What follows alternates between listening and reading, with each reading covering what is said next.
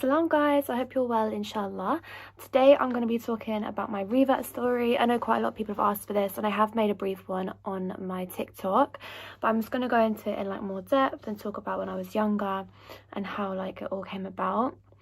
I'm sorry if it's not all in the best order, but I'm just going to say it as it comes to my head kind of thing. So basically I'll start off with when I was younger, when my biological dad was in my life. He wasn't, I'm going to try not to say any too much bad things about him, but he wasn't the best of people. He treated my mum very, very, very badly. There was times I remember when my mum actually had left him, he would threaten to come to the house and threaten to do stuff.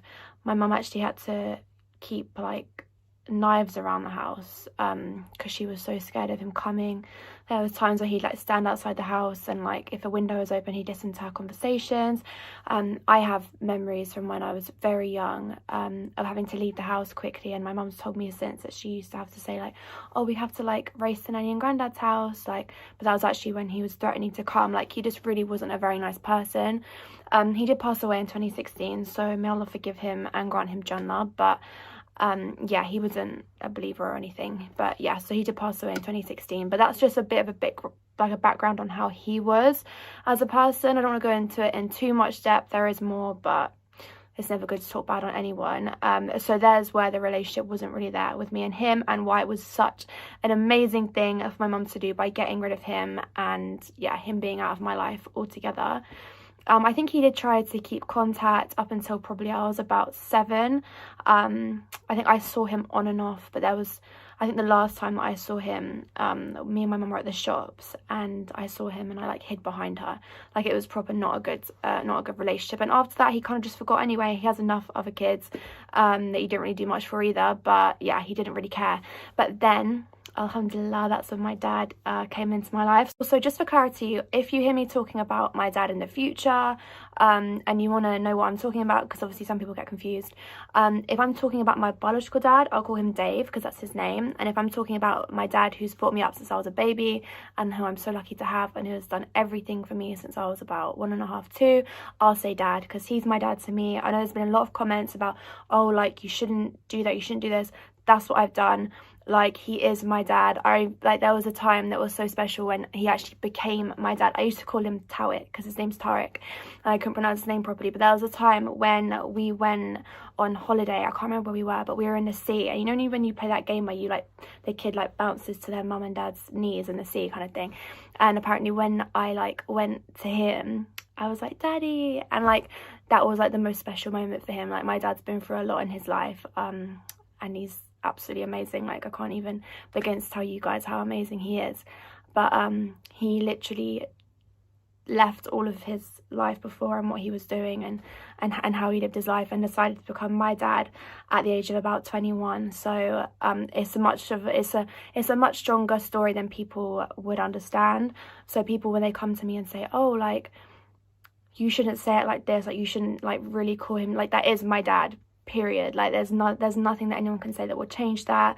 He said before that I was his angel and I changed his whole life, and he said that he spoke to Allah about it at the time, and it's much deeper than you guys would like to think. So yeah, if anyone wants to say anything like that, please don't, because it's none of your business, and that is my dad and I love him so much, and alhamdulillah, I'm so lucky for him.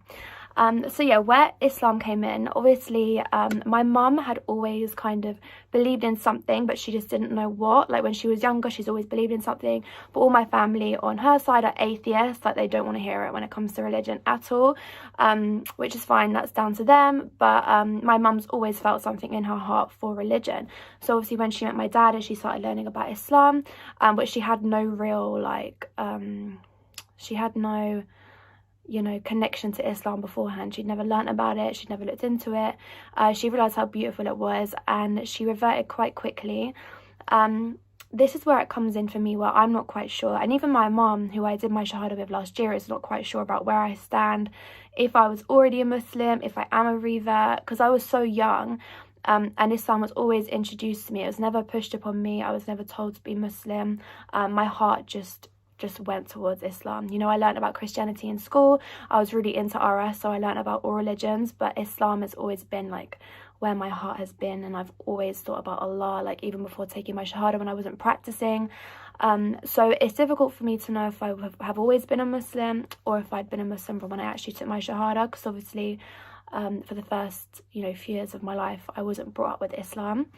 But like I say, I've always felt it in my heart so deeply. Even before I'd taken my Shahada, when I wasn't practicing, if anyone had asked me my religion, I would say I'm Muslim, because that's what I've always felt in my heart. But last year my friend was actually taking her Shahada, because she learned about Islam through me and other people, and I thought to myself, wait, I haven't actually taken my Shahada, like I'm just going to do it, because I don't know, you know, if I'm even counted as a Muslim. And I wanted to start practicing, and I've always prayed on and off with my family. I've always fasted during Ramadan. I've always celebrated Eid, but I just wanted to make sure, and I have my certificate and everything, that I am a Muslim.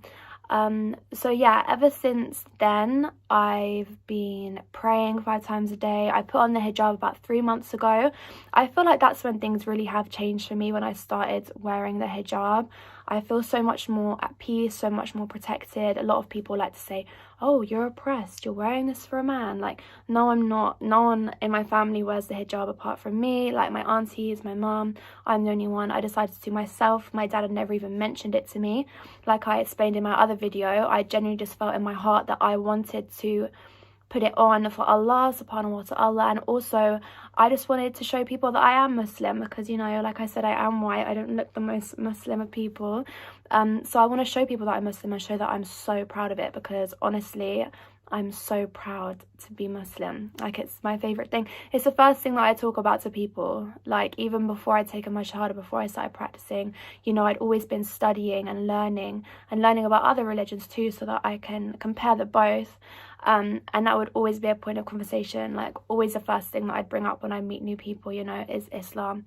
So it's always been properly ingrained in me, and that's probably originally because of how amazing my dad is and how strong my dad is and how much I look up to him, and inshallah I can be more like him when I'm older, because he's just so amazing and so selfless, and yeah, I just love him so much, the same way as my mum is. If my mum's watching this, mummy, I love you more than anything. But yeah, when it comes to Islam, yeah, that was definitely probably my biggest influence.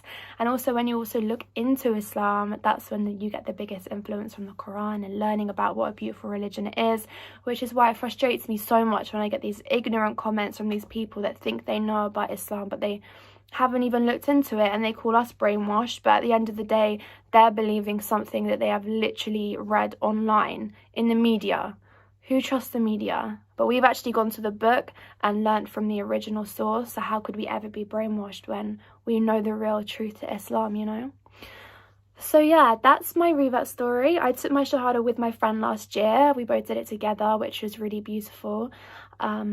And yeah, since then I've been practicing, and I'm so excited for Ramadan this year, because like I say, I've always kind of fasted and done Ramadan and celebrated Eid, but I feel like this year is going to be so much different, because I'm actually going to like put my all into it, and inshallah it will be amazing and I'll be the best that I can be. And I really want to make sure that my whole family together really celebrates Eid like as much as we can, because it's such, you know, a beautiful time for us Muslims, and I'm so excited for it. So inshallah we all make it to Ramadan and get to celebrate Eid with our families. But yeah, I thought I'd just make this quite short and just like a quick explanation of how it all came about. No disrespect to my biological father or any of my brothers and sisters on his side, it's just how things played out.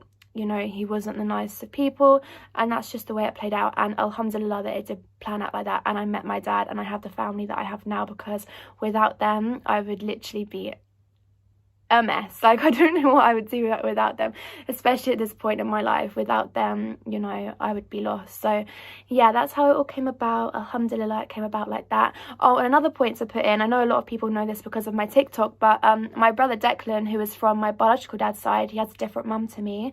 He is actually a Muslim. He reverted, I think, when he was very young, like 13, early teens. I think he hung around with some Muslims, and he reverted, which is so crazy that me and him both turned out to be Muslim. It's something that I think Dave would hate that we both ended up being Muslim. But yeah, I think it's so beautiful, and he's starting to practice more, and he has a beautiful daughter, Arabella, who I can't wait to meet, inshallah, after the whole lockdown. And yeah, I feel so blessed to have them as well, and inshallah I'll be teaching her to pray and all that sort of stuff when I meet her, and I'm so excited. He's already asked me. But yeah, so things really work out in a strange way, and obviously Allah is the best of planners, and the way that my life has turned out, you know, I only have him to thank for my dad, for my mum, for such a supportive, amazing family, and for Islam. I'm so lucky to have been chosen to come to Islam. Honestly, it makes me so happy. But yeah, guys, that's all I really wanted to say. That's all the story really was. But thank you so much for watching. Please like and subscribe, and please, if you have any money, even £1, it would mean the world if you could go to the link in the description and give anything you can to our Muslim brothers and sisters who are struggling so much right now in Palestine. I'm trying to raise money for 50 families to get them through to the end of this winter. Obviously it's been terrible for them with coronavirus as well, so if we can all get together and help them, that would be absolutely amazing, because if it was our brothers or sisters going through this right now, we know how much we'd be doing for them, so we should do the same for our brothers and sisters in Islam. But yeah, I love you guys so much, and thank you for watching again. Bye.